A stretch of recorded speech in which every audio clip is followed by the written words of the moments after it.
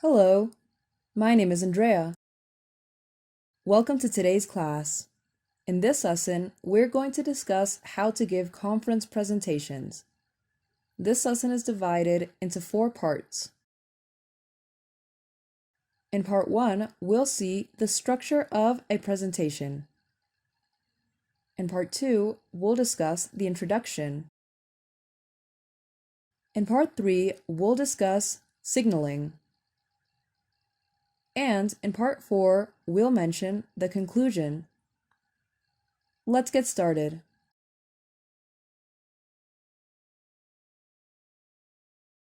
Let's see part 1, the structure of a presentation. Medical findings in research areas are often presented before other medical researchers or institutions that finance these investigations. Conference or Congress presentations are typically divided into IMRAD sections.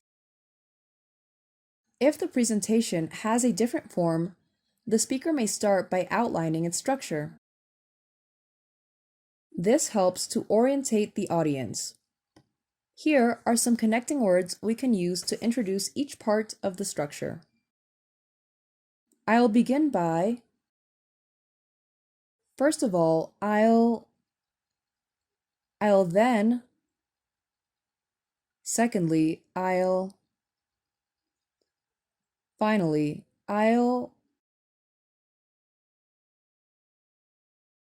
Many speakers also like to start a new section with a signal. You can say, now, moving on to. As far as X is concerned, an alternative technique is to use a question. How did we investigate this problem? To introduce the method.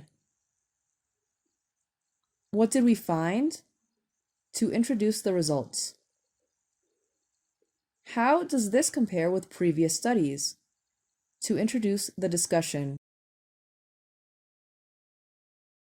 Now, let's move on to part 2, the introduction. It's important to start off strongly, clearly, and concisely. Here are several alternatives on how to begin a presentation. A formal way of beginning is, I'd like to present to you the results of our research into. Although, many speakers prefer to begin in a less formal way. When we first began to look into the question of X, we thought, you may wish to begin with a generalization or reference to shared knowledge. You can say, it is well known that. Many studies have shown that. X has established clearly that.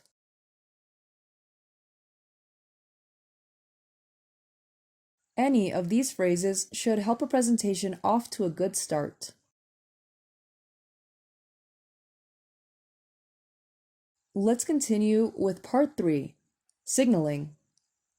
Signals or cues help separate the ideas more clearly.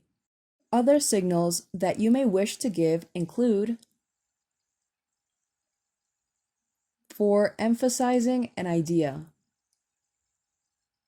I'd like to emphasize. For listing points. Firstly, secondly, for referring to slides or showing other visual examples. This slide shows, here we can see, as you can see here, for giving examples. For instance, such as for contrasting, On the other hand, in contrast, however, finally, we'll see part 4, the conclusion. A presentation is best done when it's closed nicely. To end a presentation, you can summarize the main ideas or pose a new question to the audience for further investigation. These are some words and phrases that introduce a closing idea. So, in conclusion, we can see, to sum up, I'd like to end by saying that, finally, these studies show.